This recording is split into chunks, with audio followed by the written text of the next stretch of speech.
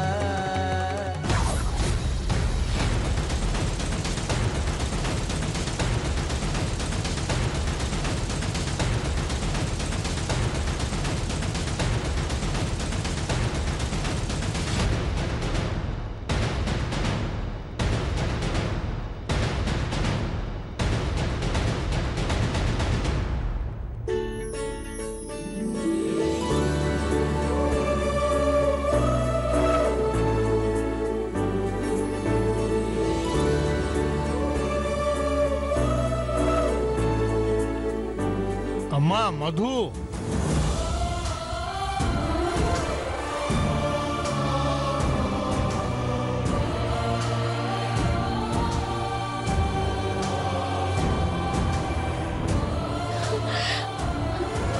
అమ్మా, నాన్న,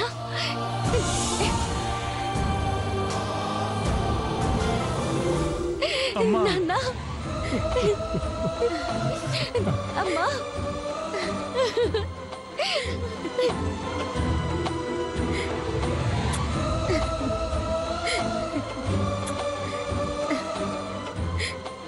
ఎలా ఉన్నావమ్మా?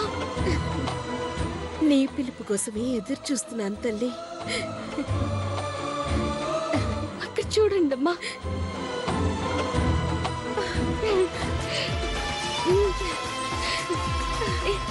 ఏమిటి?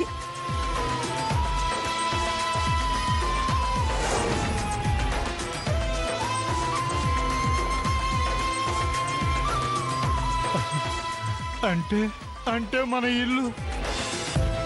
అవును నాన్నగారు, మీ కూతురు విజయం సాధించింది నాన్నగారు. మనం పోగొట్టుకున్న ఇంటిని తిరిగి సంపాదించారు నాన్నగారు. మధు, నువ్వు చెప్తుంది నిజమా? మన ఇల్లు మనకొచ్చేసిందా? అవునమ్మా, నీకిచ్చిన మాట నిలబెట్టుకున్నానమ్మా. అమ్మ మధు, చాలమ్మా. ఆ దేవుడు నిన్ను మాకిచ్చినందుకు నువ్వు మా రుణం తీర్చుకున్నావు తల్లి. రుణం తీర్చుకోలేదు సుమతి. కూతురిగా తన బాధ్యతను నెరవేర్చుకుంది. అసుర సంహారం చేసిన ఆదిశక్తిలా ఆ అనసూయ భరతం పట్టింది.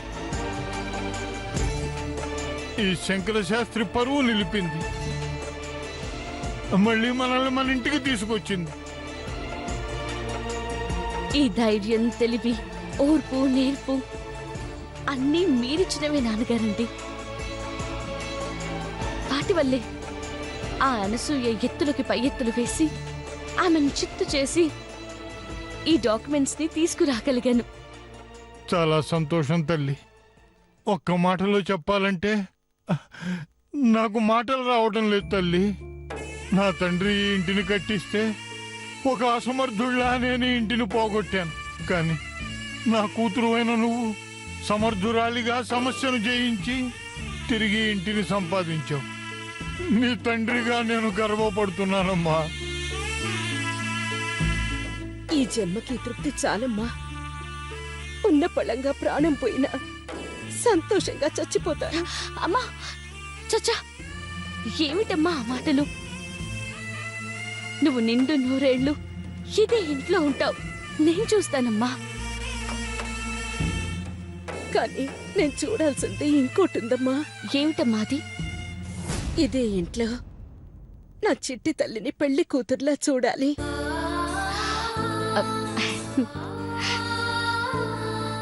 ఇదే ఇంట్లో మనవళ్ళు మనవరాళ్లతో ఆడుకోవాలి. అవన్నీ జరగాలంటే ముందు నువ్వు మందులు వేసుకొని సంపూర్ణ ఆరోగ్యవంతురాలివి కావాలి. ఉన్న దిగులంతా ఈ ఇంటి గురించేనమ్మా. ఇప్పుడు ఈ ఇల్లు వచ్చింది కాబట్టి ఆరోగ్యం దానంతటా అదే వస్తుంది. చూడు, ఇప్పటిదాకా చావు గురించి ఆలోచించిన మీ అమ్మ ఇల్లు రాగానే నీ పెళ్లి గురించి ఆలోచిస్తోంది. ఆశ బతకమంటుంది, నిరాశ చావమంటుంది. అమ్మా, ఇప్పుడు అవన్నీ ఎందుకమ్మా? ముందు లోపలికి వెళ్దాం రండి. పదండి. రండి పదమ్మా. పదండి. రండి.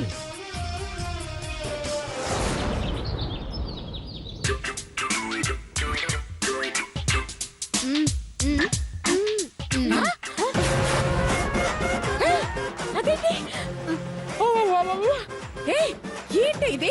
తినడానికి పెట్టారా లేదా బయట అమ్మడానికి పెట్టారా? అబ్బా, ఇందులో ఏమున్నాయి అత్తయ్య గారు? 2 ఇడ్లీ, 2 వడ, 2 దోశ, అంతే కదా. ఏయ్, చూసావా హోటల్ సప్లైర్ వాడు చదివినట్టు ఎన్ని పేర్లు చదివావో. ఇక నుంచి లిస్ట్ తగ్గించండి. ఆ, ఆ, మరి ఆ? ఏంటి?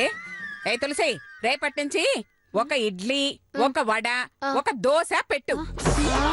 అర్థమైందా? ఒక పూటకి అవి సరిపోవత్తయ్యా.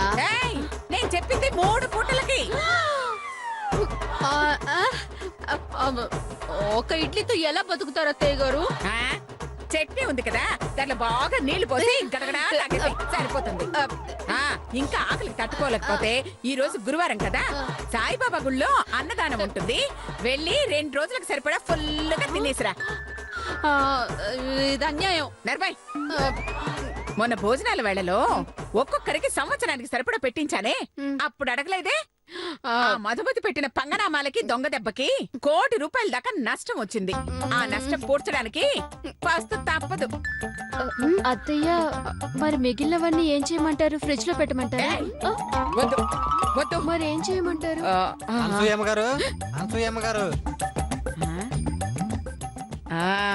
చెప్తాను, ఇలా రండి.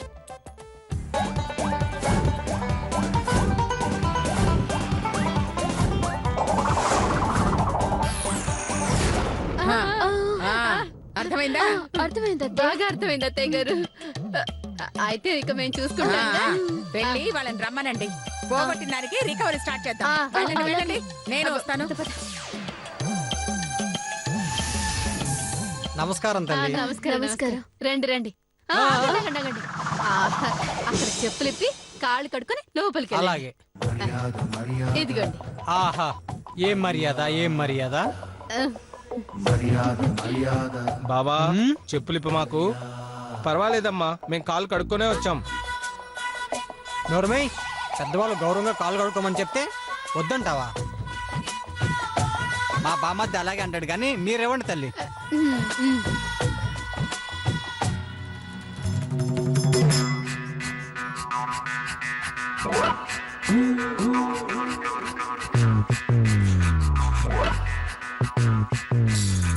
చూస్తావేంద్రా, నువ్వు కూడా ఇప్పు. నేను విప్పను. చెప్పులతో లోపలికి వెళ్ళనివ్వమండి. అర్థమైందిగా, ఇప్పు. నాకు బాగా అర్థమైంది, నీకే అర్థం కాలా. నాకు అర్థం కాకపోతే అర్థం కాకపోయింది, కానీ నువ్వు ఇప్పు. అబ్బా, కర్మ కర్మ. ఇదిగోండి. పదండి, రండి రండి. పదరా. రండి రండి.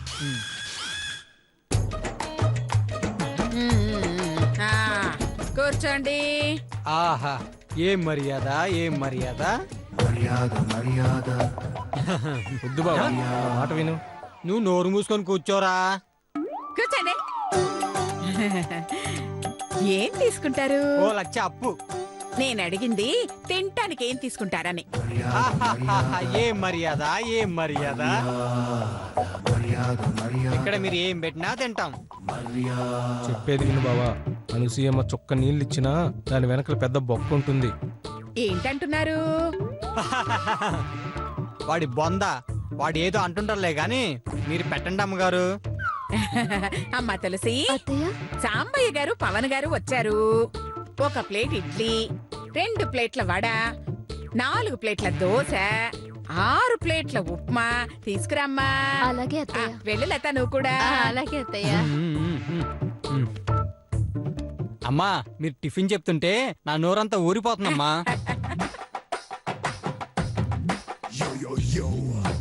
హాహాహాహా.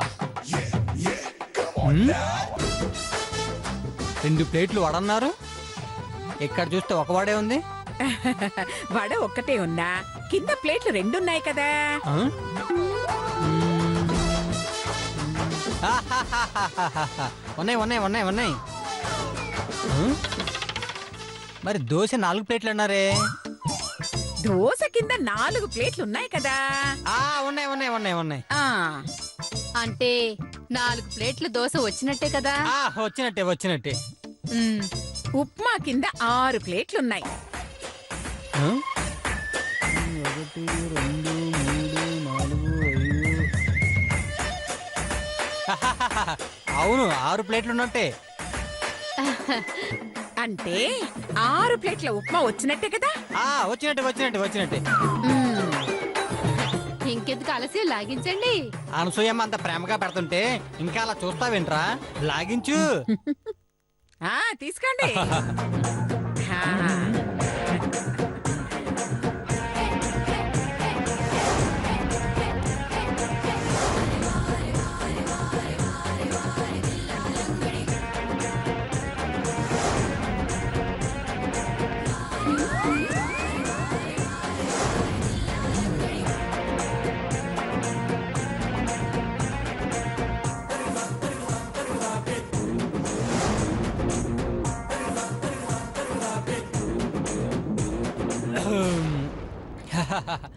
ఏం మర్యాద ఏం మర్యాద. అనసూయమ్మ గారు టిఫిన్ మాత్రం బాగా అదిరాయి. ఇప్పుడు చెప్పండి, అప్పెంత కావాలి? ఓ లచ్చ. 100కి 5 రూపాయల వడ్డీ. అదేంటి 100కి 3 రూపాయలు అని చెప్పి మా బామ్మది చెప్పాడు. ఆ రోజులు పోయాయండి, ఇప్పుడు 5 రూపాయలు. అలాగైతేనే ఇస్తాం. అయితే వస్తాం. ఆగండి ఆగండి. అలాగే వెళ్ళండి. ఓ 5,000 ఇచ్చి వెళ్ళండి. 5,000 ఎందుకు? ప్లేట్ ఇడ్లీకి 100, 2 ప్లేట్ల వడలకి 200, 4 ప్లేట్ల దోశకి 400. 6 ప్లేట్ల ఉప్మాకి 600, మొత్తం కలిపి 1300. చెప్పులకి 200, చెంబు నీళ్ళకి 200. అంటే 1700. కుర్చీ వేసినందుకు 100, కండువా ఇచ్చినందుకు 100. 1900. టిఫిన్ తీసుకొచ్చినందుకు 100, తిన్న ప్లేట్ అడుగుతున్నందుకు 100. అంటే 2100.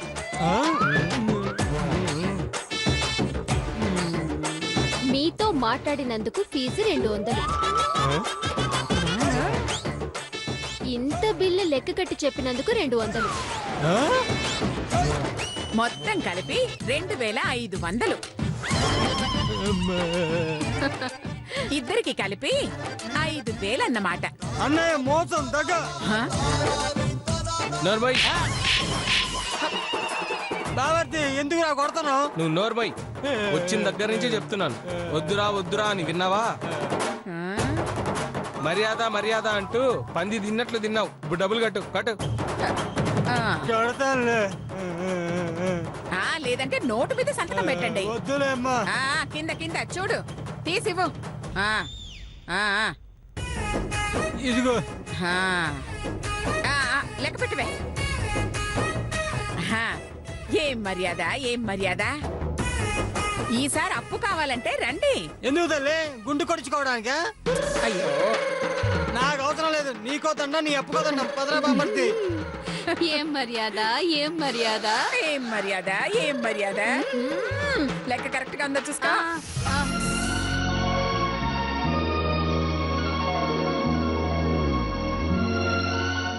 ఏమండి కాఫీ. ఆ? చూసావమ్మా, నిన్నటిదాకా మూలుగుతూ మంచం మీద పడుకున్న మీ అమ్మ ఈ రోజు లేడి పిల్లల చెంగున ఎలా కలయి తిరుగుతోందో. వద్దంటే చెప్పండి, వెళ్ళి మళ్ళీ పడుకుంటాను. అప్పుడు తండ్రి కూతుళ్ళిద్దరూ కాఫీ కలుపు తాగొచ్చు. ఆ? అంతకంటే అదృష్టమా? అంటే నా కాఫీ కంటే మీ కూతురు కలిపే కాఫీయే రుచిగా ఉంటుందా? మ్మ్. మా అమ్మ చేతి కన్నా మించిన రుచే లేదు, రాదు కూడా. చాలా కూర్చో అమ్మా. మాటలతో మాయ చేస్తావే. ఆ, అవును, ఇన్నాళ్ళు అనసూయ ఇంట్లో ఉన్నావు కదా, ఉమ్, ఆవిడ అసలే పిసినారు కదమ్మా. అవును. మరి అన్ని రోజులు నిన్ను వాళ్ళింట్లో ఎలా ఉండనిచ్చిందమ్మా? నిన్నెలా భరించింది? ఆ, అంటే అది చెప్పమ్మా, అన్ని రోజులు ఆ ఇంట్లో ఎలా ఉన్నావు?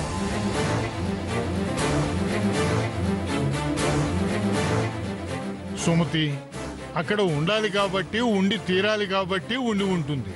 మాయ చేసో మోసం చేసో అక్కడ చేరింది. ఈ ఇల్లు సాధించేటప్పుడు ఎలా సాధించావు అని అడగను మనకి, అక్కడ ఎలా ఉన్నావు అని అడిగే అర్హత లేదు.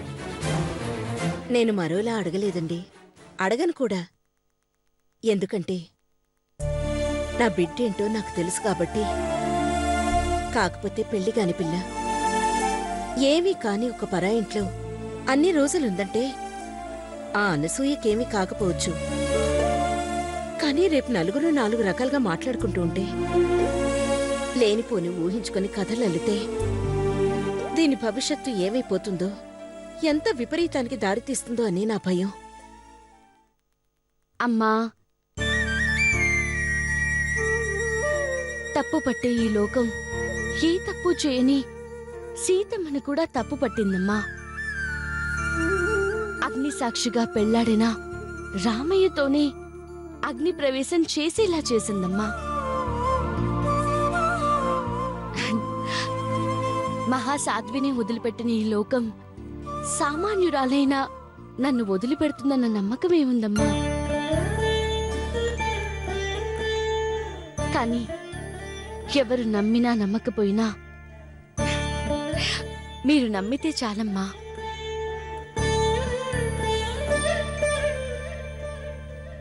బిడ్డ నిప్పుల దగ్గరికి వెళ్తుంటే తల్లి బిడ్డను తిడుతుంది, కానీ నిప్పును కాదమ్మా. బిడ్డకేమవుతుందో అన్న భయం తప్ప అందులో అనుమానం ఉండదమ్మా. నువ్వేంటో తెలియకపోతే నేను అమ్మనే కాదమ్మా, ప్రాణం ఉన్న బొమ్మని. అమ్మా,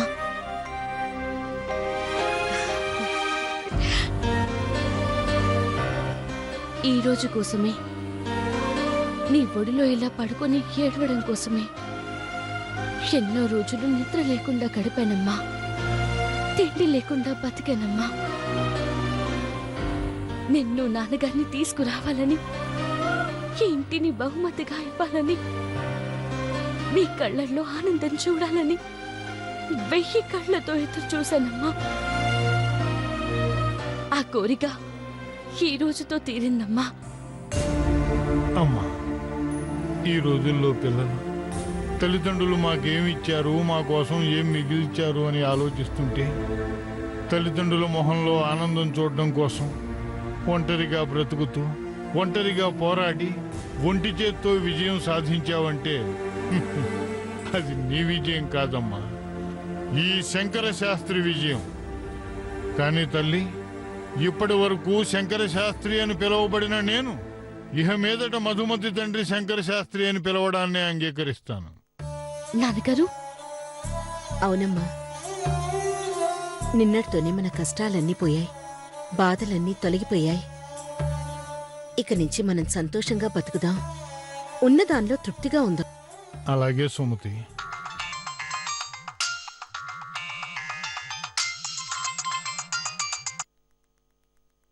హలో, అలాగా, అలాగే చెప్తాను, ఉంటాను. ఏమండి, ఏమైంది? అదే ఎలా చెప్పాలో తెలియటం లేదు సుమతి. ఏం జరిగింది నాన్నగారు? ఇలా జరుగుతుందని అసలు ఊహించలేదమ్మా. ఏం జరిగిందో చెప్పండి నాన్నగారు. మీ బావ బావా